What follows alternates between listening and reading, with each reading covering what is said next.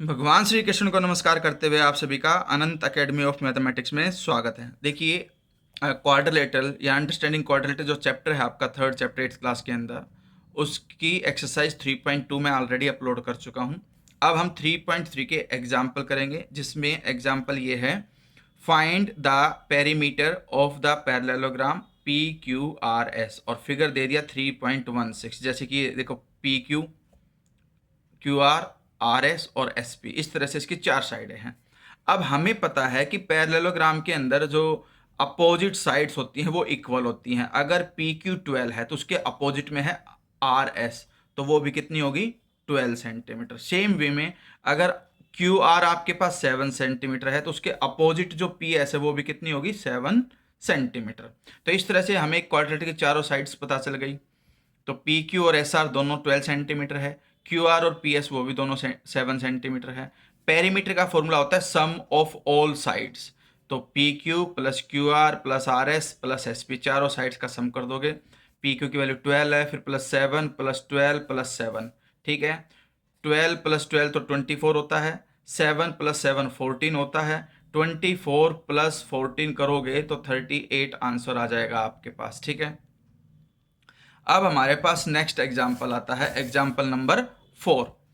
In figure 3.20 BEST is a parallelogram, find the value of X Y and Z.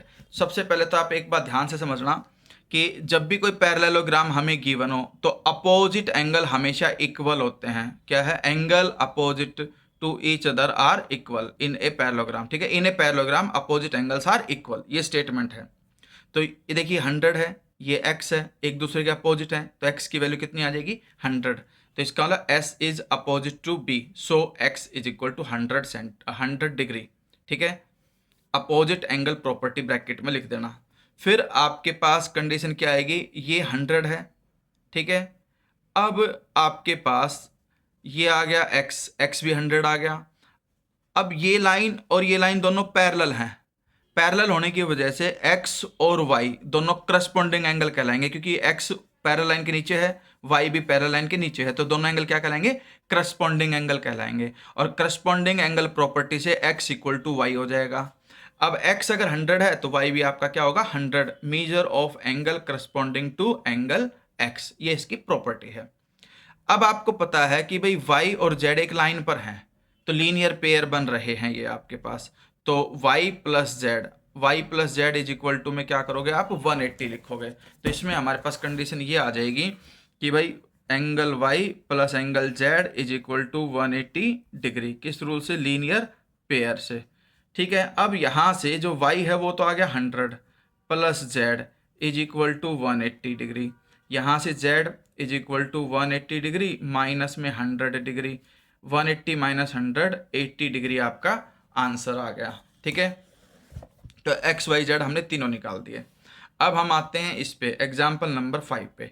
In a parallelogram RING figure 3.22 if angle R is equal to 70 find all the other angle.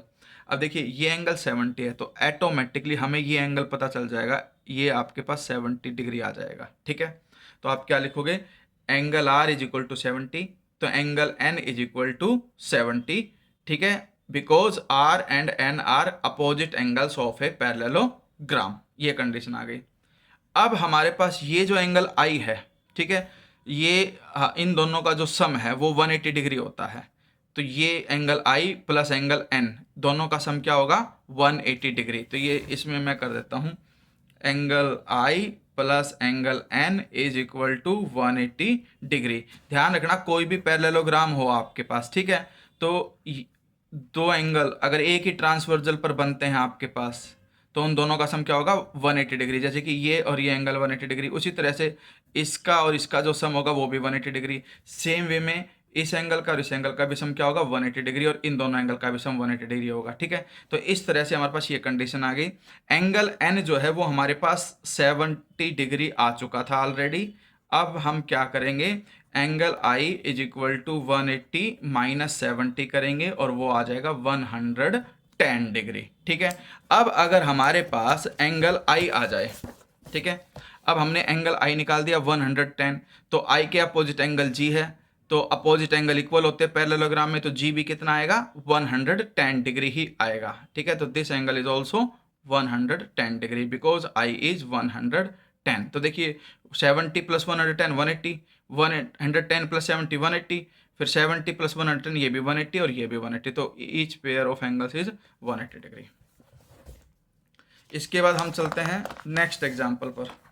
ठीक है, अब इसमें एक नई property आ जाती है diagonal से related, वो मैं आपको बता देता हूँ कि भाई कोई भी पैरेललोग्राम हो उसके जो डायगोनल होते हैं वो बाइसेक्ट करते हैं एक दूसरे को। ठीक है, जैसे कि मान लो एच एल है, तो जो ये सेंटर का पॉइंट ओ है ये इसको और इसको इक्वल पार्ट्स में डिवाइड करेगा, यानी कि ओ एच इक्वल होगा ओ एल के, सेम वे में ओ ई इक्वल होगा ओ पी के।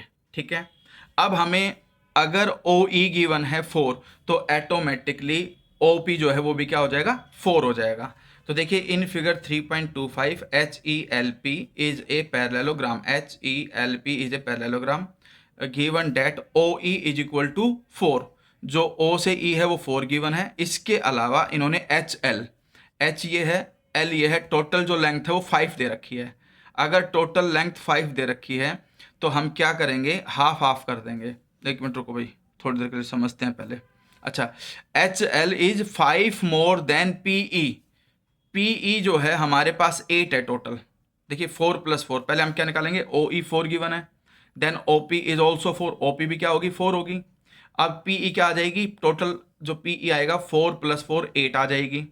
अब एच एल जो है वो 5 मोर देन पी ई है, तो पी ई 8 आ चुकी, उसमें 5 ऐड कर दोगे तो एच एल की वैल्यू कितनी आ जाएगी 13 आ जाएगी। अब 13 का हाफ करेंगे तो आपके पास ओ एच और ओ एल दोनों की ही वैल्यू आ जाएगी, क्योंकि ओ मिड पॉइंट है, तो ओ से लेकर के एच तक टोटल एच एल का हाफ होगा और ओ से लेकर के एल तक टोटल 13 का हाफ होगा।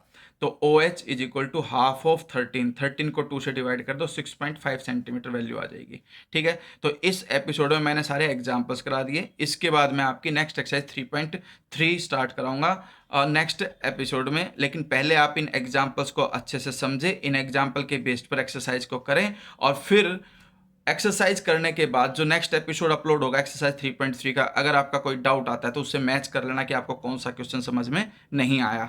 फिर भी अगर आपको समझ में नहीं आता है तो आप कमेंट बॉक्स में डाल देना कि सर इस एक्सरसाइज का ये क्वेश्चन हमें समझ नहीं आया, उसको मैं सेपरेटली एक डाउट सेशन में अच्छे से एक्सप्लेन करके अपलोड कर दूंगा। धन्यवाद।